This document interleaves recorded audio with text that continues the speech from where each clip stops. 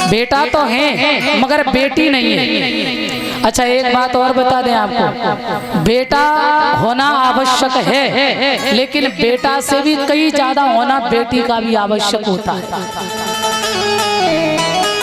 क्यों? बेटा एक कुल को तारता है, बेटी 3 कुल को तारती है। दूसरी बात, बेटी ऐसे निस्वार्थ भाव की होती है, चाहे जैसे घर में पिता डाल दे बेटी कुछ कहती नहीं है। और सत्य तो ये है, बेटी जैसे निस्वार्थ भाव बेटा का कभी नहीं हो सकता है।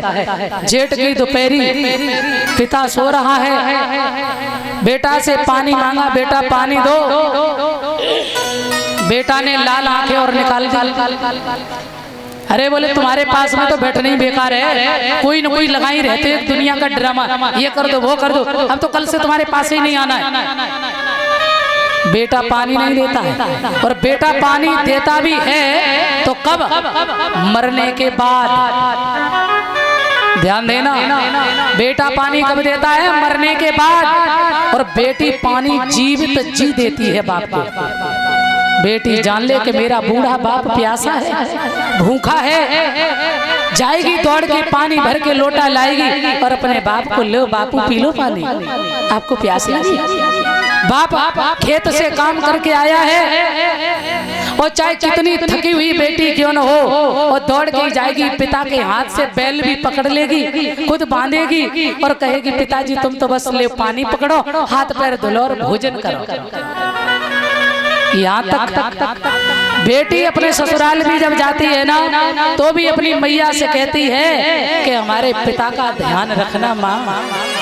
ससुराल में रहकर भी बेटी अपने पीहर का, अपनी माँ का और अपने बाप का पूरा ख्याल रखती है, ध्यान रखना। और जब तक बेटी का बाप जीवित होता है तब तक बेटी अधिकार पूर्वक जीती है, तब तक बाप का घर उसका अपना घर होता है। और जिस दिन बेटी का बाप खत्म हो जाता है, बेटा लड़के, जो लड़के भी तुमसे सब कुछ ले ले उन्हें कहते हैं लड़के, और जिन्हें हाथ उठा के मर्जी से दे दे वो होती है बेटियां। ध्यान देना, जब बाप मरता है तो बेटा आपस में झगड़ा और करते हैं, अरे बाप ने उतनी संपत्ति उसको दे दी है, हमें क्या दिया। ऐसे ऐसे बेटा है, मैं सच बता रहे आपको कि बूढ़ा बाप सारे जीवन मेहनत करके कमा करके बेटे के लिए सुख समृद्धि करता है, और जब बुढ़ापा आता है मैया बाप पे, तो बेटा माँ बाप का भी बंटवारा कर देते। ध्यान रखना। और कहते हैं कुछ तो ऐसे बेटे होते हैं, अरे बोले मुझे कर क्या दिया, बूढ़े बाप की कहो तो लाश को भी देख लेना है। ऐसे बेटे क्या करोगे बताओ।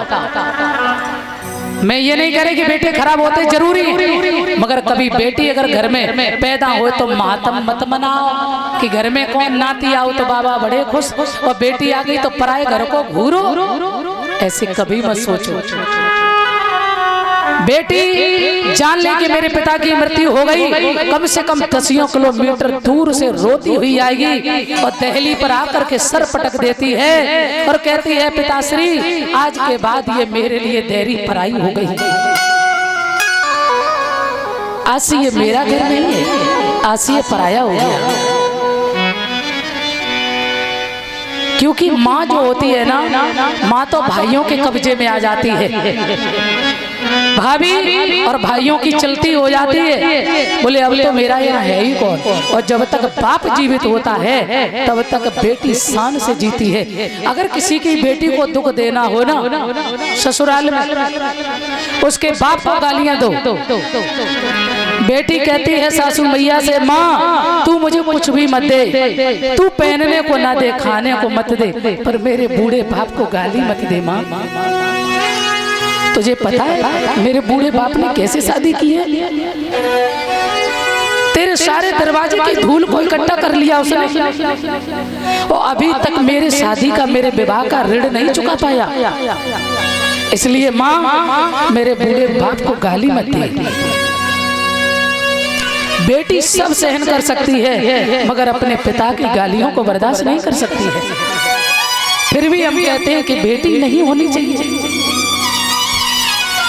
बेटा तो केवल मरने के बाद जल देता है, पानी देता है, और वो भी कागौर डालता है कि हमारे दद्दा खा रहे हैं। अरे जीवित जी सेवा नहीं करी तो कहते ना, जिए तो बाप को दे न कोरा और मरे उठावे चोरा।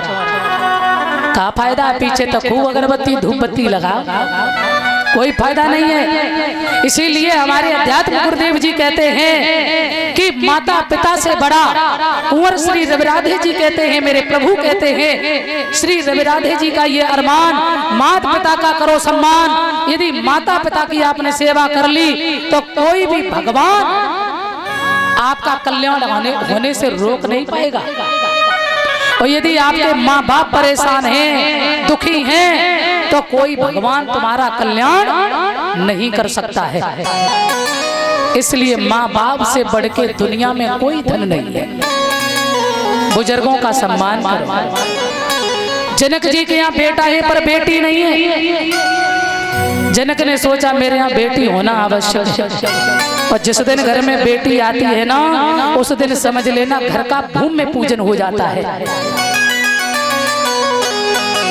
बेटी जब घर में आए तो बहुत खुशी मनाओ, बेटा के होने पे मनाओ, खूब मनाओ, लेकिन जब बेटी आए तो और ज्यादा खुशी मनाओ। ये लक्ष्मी होती है मेरे बंधुओं। जनक जी के यहाँ बेटी जब जन्म ली है, माता जानकी का जन्म हुआ है ना, बहुत खुशी आ गई है। अभी तक बंजर जमीन पड़ी थी, चारों तरफ हाहाकार मचा हुआ था, पृथ्वी सूख चुकी थी, और जैसे जानकी जी का अवतार हुआ, भक्ति रूपी देवी का अवतार हुआ, तो बारिश होने लगी, और जहाँ सूखी बंजर जमीन थी वहाँ हरियाली छा गई है, प्रसन्नता आ गई है। ध्यान रहे, जनक बड़े प्रसन्न हैं, बेटी बड़ी हुई। एक दिन घर में देखा महात्मा दधीच की हड्डियों का धनुष रखा है। जब जानकी जी बड़ी हुई, सीता बड़ी हुई, उसे उठा के दूसरी जगह रखा, तो जनक ने ये मन में प्रण कर लिया, शादी ऐसे नहीं करेंगे, अपने यहाँ स्वयंवर करेंगे, और जो धनुष तोड़े बाई के संग शादी करेंगे।